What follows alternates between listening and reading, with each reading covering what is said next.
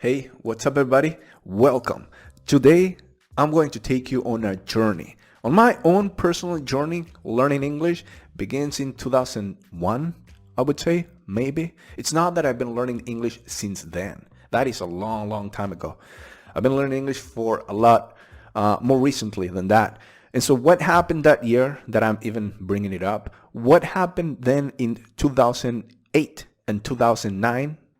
And why was 2010 my worst year as far as my English learning? What happened in that year that I felt so embarrassed and down and disappointed? And I thought, I suck at English. I'm not cut out for this. I'm going to quit. I will never speak English fluently. But then in 2011, I turned that around. And after that year, I started to learn.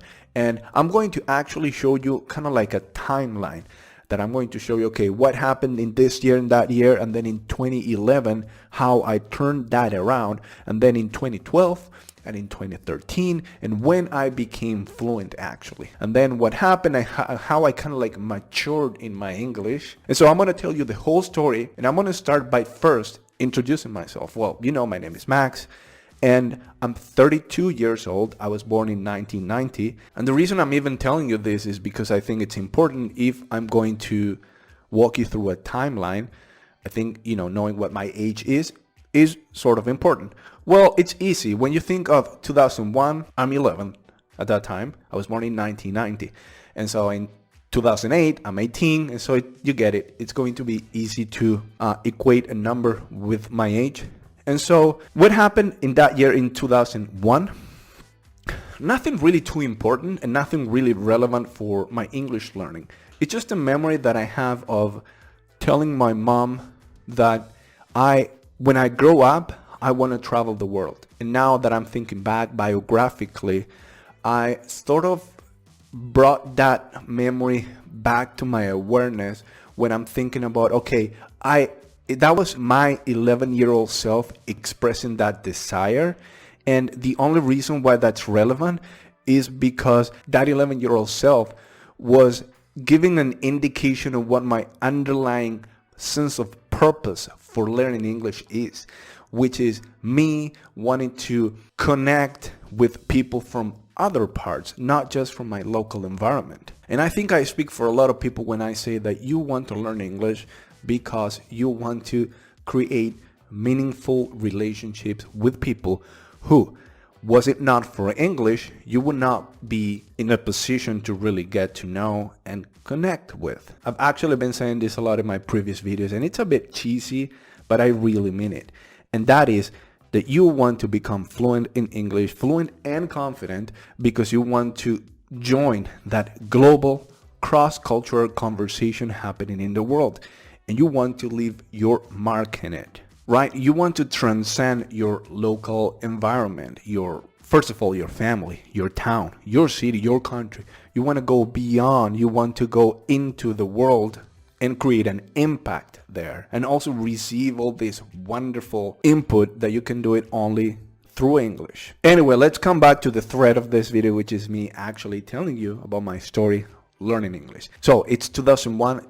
And even though I'm saying this, I'm not even thinking about studying English. At some point, I'm thinking maybe at school, when I start secondary school, I'm going to start getting English classes. But the thing is, I start secondary school, and now it's 2002 when I'm 12. And in the schooling system here in Argentina, you're either taught English or French. And I did not really get to choose. And I got put in the classroom where French is taught. So at this point, as an innocent 12-year-old, I already kind of understood that English was the most important language globally. And so I wanted to learn English rather than French. However, as I said, I did not get to choose. I got put in the classroom where French is taught, and I'm like, whatever. I'm being taught French, and I'm not consuming anything in English, not even movies or cartoons or anything. Oh, and by the way, as you'll see, I did not really start learning English until I was 20. And one thing that has always caught my attention is the fact that when you ask someone that is very fluent in the language, or even not very fluent, but semi-fluent, conversational, when you ask them about how they learned English, they always say, oh, I've been learning English since I was 4 years old or something. And to me, that was interesting because I didn't start learning English until later in life, until I was 20. But we'll get there. Now I'm 15 and I start getting actual English lessons at school. However, I am not learning anything. And in fact, I'm resisting learning it, or I'm kind of not in a mental space where I'm going to be absorbing and embracing the language. Because at that point for me, English was just another subject, school subject. And so I didn't really pay any attention to it. For me, anything having to do with school was an obligation. I did not have any interest in it. And that is basically my life in 2006, 2007, 2008. English, okay, I'm being taught the verb to be, right? And okay, filling the blank and this and when tests came around, I cheated, right? I didn't like school and I didn't really like studying for anything and just cheated at exams. Anyway, that's me. I'm 18 years old, already a grown-ass kid, and I have no idea what the future holds for me. And again, at this age, I can't even put together the most basic sentence in English. However, I remember that in this year, I get this sudden moment of inspiration and determination to start learning English. And so I go to my mom and I ask her, Mom, can you take me to this English institute? I want to start learning English. And she's like, sure. He's finally started thinking about his future. I actually remember that quite distinctively. It was just like one day I woke up and I said, hey, today is a good day to start learning English. It's something that I would love to actually be able to do, to speak English fluently.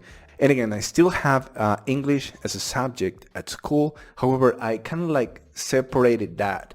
And I was not interested in learning English at school. However, if I went to an English institute, I would probably be more excited to learn it there rather than at school.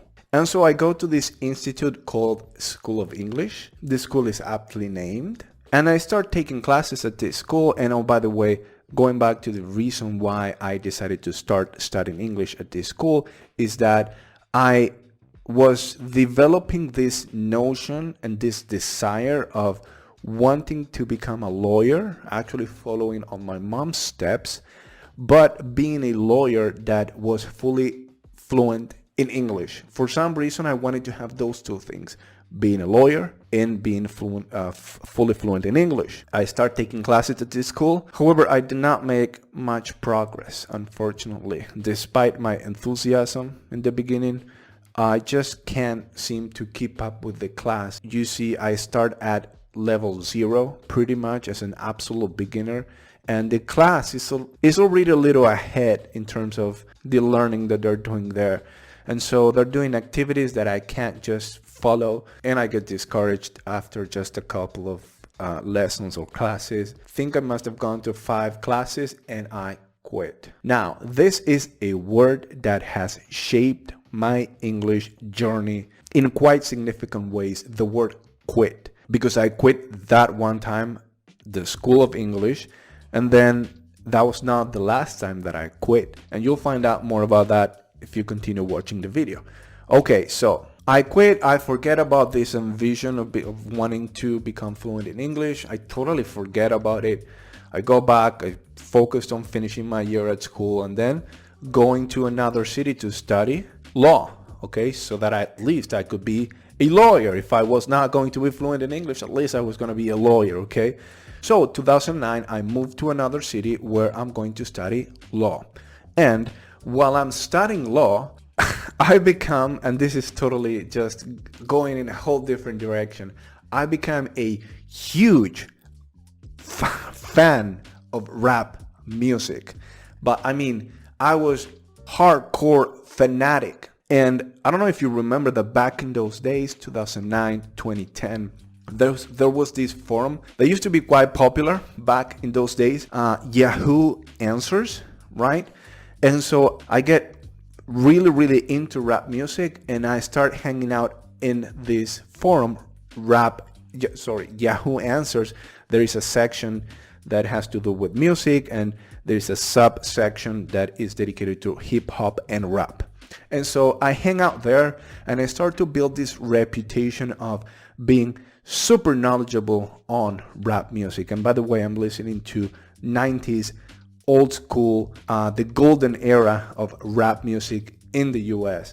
So I'm listening to all these rappers you see on screen, especially Tupac. And again, I'm hanging out in this forum and I start having this reputation of being very, very knowledgeable on rap and everything. And I become into a sort of historian of rap music. And I start to feel a little bit like an imposter because I'm known to be super knowledgeable about rap, about the different rap, the artists, the different rappers, and about the history of rap. But when I'm listening to a song, I can't understand shit what they're talking about or rapping about. I can't understand it. I mean, it just raps so fast, I can't even follow. And it's not like I can't understand what they're saying because they rap fast. I can understand because I don't know words in English. At this point, my knowledge of the English language is almost zero.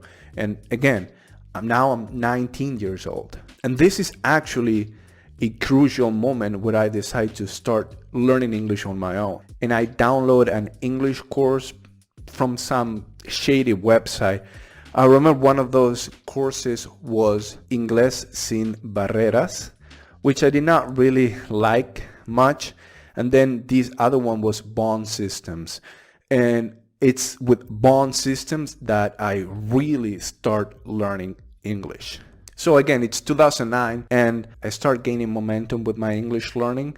And this is a point where I decide I'm not going to continue learning, or rather studying to become a lawyer. And this is something actually that is a characteristic trait of myself, which is I can make life-changing decisions in the spur of a moment. So classes here start in February, early March. It's the end of May and I say, now I'm gonna drop out of law school. Next year, since I'm enjoying this English learning thing, I'm gonna start some career that has to do with English. And so that is exactly what happens. It's 2009, probably I stopped learning English for the rest of that year. It's 2010 now, and I enroll in the university program to become a translator, an English translator. And so this year was quite memorable, I would say. Remember in the beginning I said 2010 was my worst year and I had so many embarrassing moments. And yeah, let me actually tell you more about that. And so I start at this university to study to become a translator. And the thing with English programs at universities, either to become a teacher or a translator, you're sort of expected to start university already knowing English, already being able to speak English. I was coming into the university with very little English knowledge and not being able to really speak the language. And so that was, from the beginning, I felt like the odds were stacked against me. And true, I was probably an A1 level, right? And most of my classmates were B1, some B2s and C1s. I mean, these are people that can, really fluent in the language. And I was starting the university, okay, I was able to string together some sentences, but nothing really amazing. And so I was doomed from the beginning. And being honest, these were very difficult times because I was comparing myself with the people around me. And I felt, all these people are so good at English. Some of them have lived in other countries. And I'm just coming in here with terrible English. And there is one memory that has stuck with me that I feel was traumatic. Even though looking back, I overreacted. But I have this memory of being in the classroom. I get called by the teacher to just speak in public, okay? And so I guess we were practicing the past simple, the past tense, and verbs in the past tense. And she asks me about my day that day, earlier that day. And so I'm trying to speak and I'm trying to kind of like express myself. And I'm like, so again, remember, I'm at A1 level. I can barely speak. And I'm given the obligation of speaking in public with all my 50 classmates around me. And I'm thinking, I'm the worst English speaker in this classroom. And now all these people that have amazing fluency are going to listen to what I have to say. And I'm there. Today I woke up and I took the bus, okay? And then I walked to the university. And I'm like having the hardest time to really say that. And on the inside, I'm dying. I don't want to be there. And as I'm trying to say things, I'm thinking, all these people are so fluent and I just suck at English and they're listening to me. They must be laughing right now. That is actually the moment when I hear some idiot in the background chuckle. He goes, it was this overconfident idiot who thought my English was so bad that he couldn't hold back a chuckle. You know, he goes, and I'm like, at that moment, I kind of like, I'm aware of that chuckle and that crushes me. That is, for me at that moment, is soul destroying. And I try to, you know, get on with and I just give up and I stop talking, and then the teacher, okay, she recognizes it and she takes it from there and she tells me, good effort, Max. I think you need to work on the ed suffix at the end of verbs in the past tense. So it's not walk it, it's walked. And I'm like, whatever. God. And so, okay, that was terrible for me. And again, like, just put this in context. The year before, I had abandoned law for English. And obviously, my mom was not happy about that. She had to spend a lot of money in moving me to that city. Then I moved back to my town. Then I moved back to another city so that I can study English. And I'm there just having the worst time ever. And I realized that I suck at English. And I don't know what to do with my life. Remember, I said I quit English before. Now I'm gonna quit again. And that's what happened. I quit the university because I just couldn't take it. It was too much for me. I was just comparing myself with all these other people that were amazing, and I just sucked at it. I was very insecure. I felt I was not good enough. And so I said, okay, I'm gonna quit. And I'll see next year what I want to do. And, you know, I'm 20 and I'm thinking about my future, what I want to do, what I want to pursue as a career, right? Abandon law the year before, abandon English this year. What I'm going to do next year, I'm going to see. And that's what happens. Next year rolls around. It's 2011 now. And I say, okay, I'm going to give this English thing another go. Now, this time, however, I'm not going to go to that university. I'm going to study at my local university, a smaller, more humble university. And in the time between quitting law school in this other city and starting another year, 2011 in this case, in the smaller university in my hometown, I learned some English. I study. I try to redeem myself and I try to get better at it.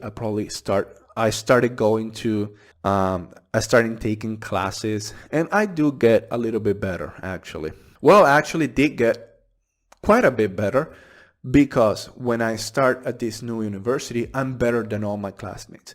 And for me, that was important, because that's just how it was. I was comparing myself with other people and feeling that I was at least at the same level or even a little bit superior to most of my classmates. That gave me confidence. I know it's not great, but that's just what happens. And I think I benefited from the big fish, little pond effect, which is actually something that has to do with academic, and there's a definition you can see on the screen. It is better for academic self-concept to be a big fish in a little pond, gifted student in regular reference group, than to be a big fish in a big pond, gifted student in gifted reference group. So basically for me, it was better to be at my level and have classmates that were a little bit inferior than me in the sense of what I knew and my knowledge, than to be at the same level and be with students that were superior than me. Anyway, for me it is what it is, and that was me in 2011. And from this point onwards, actually, my English level has always gone up. I've never actually had a moment of, I don't know, self-doubt, or I'm not advancing, or I'm having trouble. My confidence level has always been up and high in terms of my skills from this moment onwards. It's 2011, right? And this was a moment where I came back, I turned it around, and from that moment on, I just embraced everything having to do with English. I embraced the lessons at the university. I embraced my exposure to the language. I started to be deliberate about learning English through watching a lot of stuff in English and reading books in English. I had the subjects English language, grammar, and phonetics 1, 2, and 3, each one of these 3 subjects.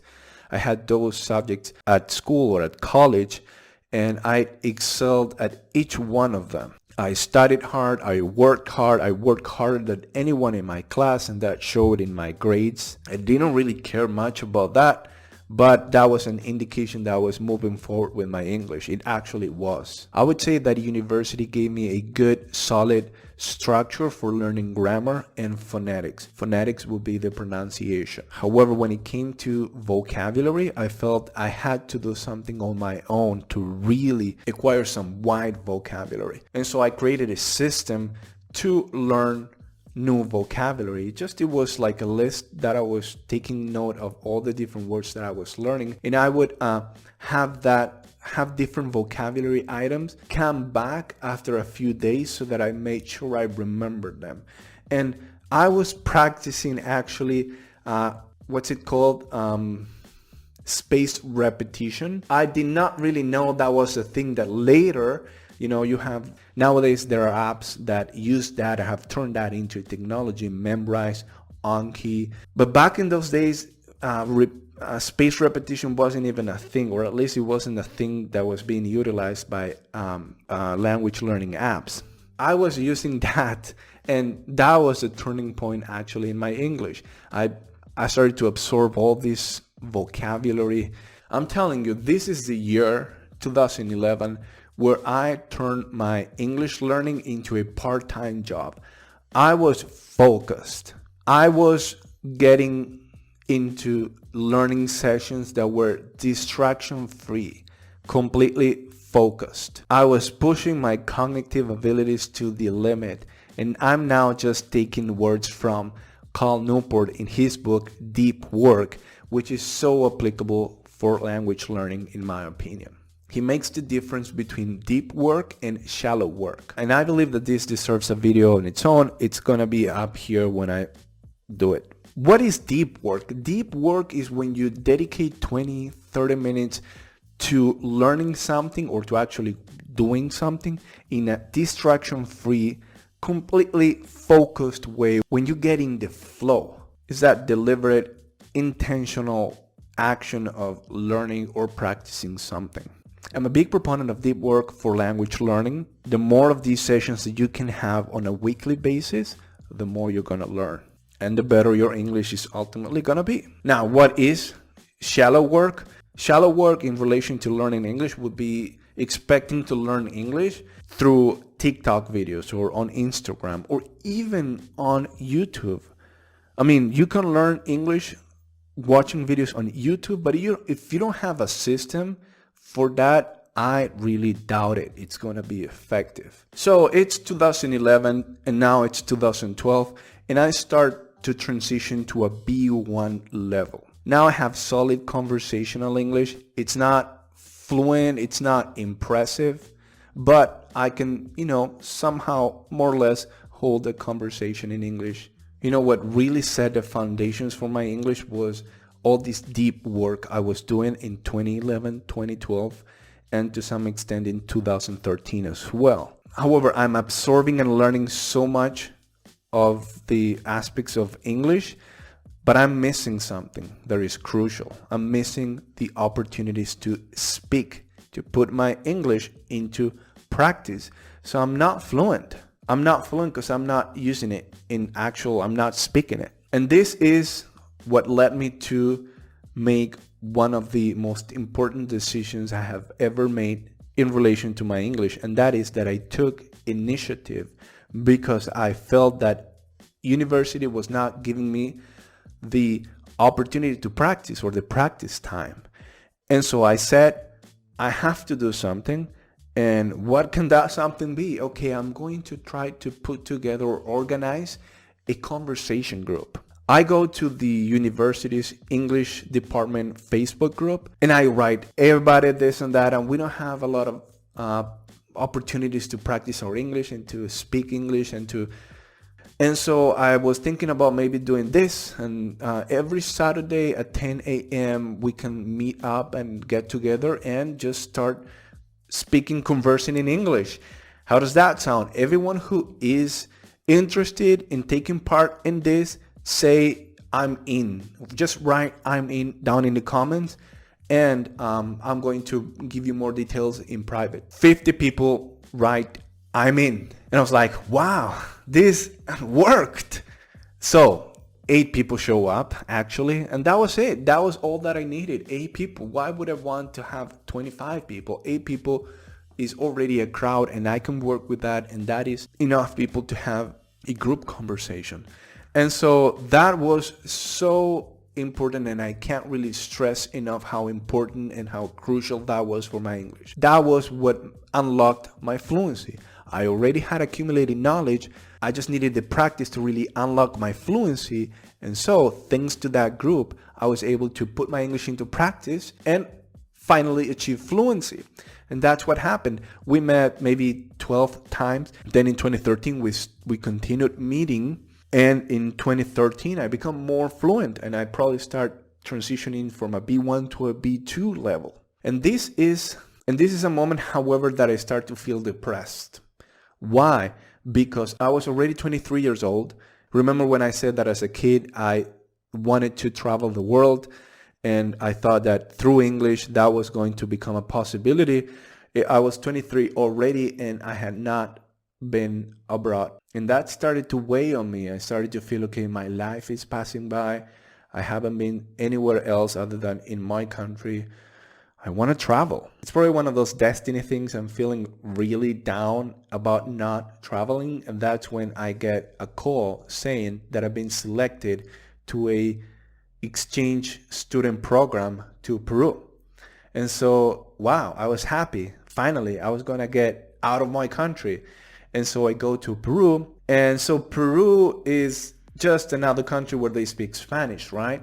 However, I take this idea of organizing a conversation group to Peru when I joined this university, when I go to the exchange program in the university in Peru. So I make friends in Peru through that group, and that was wonderful because in Peru, there were a lot of foreigners. There were people from Brazil, from France, from Belgium, from the US, from Bolivia, some people from Argentina, and Peruvians themselves. And so we were this group of people, international group, people from all over the place. We were together and we became really tight friends. We started hanging out together. We started going out. We started getting drunk. And so for the first time, I was actually using my English in a real life context because with all these international people, I had to use my English to just make friends. They all spoke Spanish, but we were just choosing to speak English. And I became really, really tight with these people. That was amazing. I should probably make a video on organizing conversation groups because it is transformational, really. And at this point, I'm hanging out a lot with my friend Joe from the US, and so my English gets better. Now I'm probably transitioning to a B2 level. This is the same time that I start working with the guys at RealLifeEnglish. Justin and Chad. And so I come back, leave Peru. A couple months after that, I go to Brazil and I meet Justin and Chad. These guys became my friends, and I was living with them in Brazil probably just for a month. I start working with Real Life English. I start helping them in their project. Now they are an established YouTube channel, Real Life English, and Learn English with TV series. And I'll get to that in just a moment. Continue with the story, please. Bear with me. These guys go to Chile. I just followed them to Chile. And again, I'm hanging out a lot with them. I'm living with them probably like for 3 months. I lived with them in Santiago, Chile. I'm getting more fluent now. I'm getting a lot more fluent now. I even said to these guys, so we have this YouTube channel. We're not really uploading anything. Do you guys want me to start making videos for you? And they're like, sure. Hey amazing people, today we're going to talk about dating. And that includes all the things we say when we see someone. You can see that my English is already pretty good there. It's a C1, V2, C1 level. However, I have to say, these videos were highly memorized. And so it's 2016 now, and I found maxenglish.tips, my website, and I create this channel that you're watching right now, and I start uploading videos to this channel. I uploaded just a few and then I stopped. But that's when I started to consider digital marketing as a professional activity path that I would take. And at this point that I'm starting to get this C2 level, which is the most advanced English level there is. So now it's 2017 and I'm working with Justin in Real Life English, and we have this channel Learn English with TV series, which at that point had a few thousand subscribers, and I helped them bring that channel to 5+ million subscribers. So I work with these people at Real Life English, and my everyday working life and experience with these people is completely in English. Any day I'm going to meetings that are completely in English, and I get that practice, that everyday practice in English. When you go through that experience, like your English reaches a level of maturity, and so to speak, you mature as an English speaker. So that's my story from 2017 to 2022 to present. I'm working with another company based in the US, again, of course, in English. So I'm fortunate, that I get to speak English so often every single day. And alongside that, I'm developing this channel, Max English, as well as the LevelUP English Academy, which I'll gladly show you right now. And as you can see here on the screen, say it in English and level up in your career and life. And so what is the English LevelUP Academy? Is an integrated skills program that has one main: get you talking. If you're a B1 level, you're really close to your full potential in English. However, at this point, it is easy to get stuck forever. That's why you need free challenges that are going to help you continue moving forward by constantly activating and building your fluency. When you know how to fully express yourself in English, that's when you're ready to level up in your career and life. So I invite you all to become a level upper. And so you can check out the content here. I tell you a little bit of my story here, which you've already heard a lot of today. And I've left the link down in the description of this video for you to go in there, leave your email so that we can talk and we can figure out the details for you to join the English LevelUP Academy. I help you say in English what you want to say, how you want to say it, so that you're in control and are ready to advance in your career and life. Again, as I said earlier in this video, you want to join that global cross-cultural conversation that's happening in the world. You want to leave your mark in the world. So do that. You can only do that by speaking English fluently and confidently. So come on, what are you waiting for? Join me in the LevelUP English Academy. So that's my story, the highs, the lows, and everything in between. I had a rough going in the beginning, then I started to do better. English fluency, you can only achieve it going from experience to experience and from learning to learning and discovering and figuring out the way to achieving fluency. It's never going to be a straight path from point A to point B. It's going to have a lot of zigzaggings, and you have to persist, practice self-discipline, grit, never lose hope, You're gonna get there as long as you keep at it. But also doing deep work helps a lot. And what also helps a lot is being constantly exposed to the language through listening and reading and practicing it, if not every day, once every week, at least through a conversation group. And if you don't have that, I would urge you to do that before anything else. Make that your number one priority. Organize a conversation group or just figure out the way to practice your English on a regular basis, whether that is weekly, daily. It has to be regular. I'll leave you now. One last thing is, if you haven't already, subscribed to the channel so that you don't miss my future lessons, and also check out the link down in the description below so that you can sign up for more information and get more information about the English Level Up Academy, and so that we can start working together. Thank you so much for watching the video, and especially for making it this far into the video. And continue with the hot streak. Continue watching. There's a video here somewhere on the screen. Okay, that's it. I'm out of here, and I'll see you next time. Bye.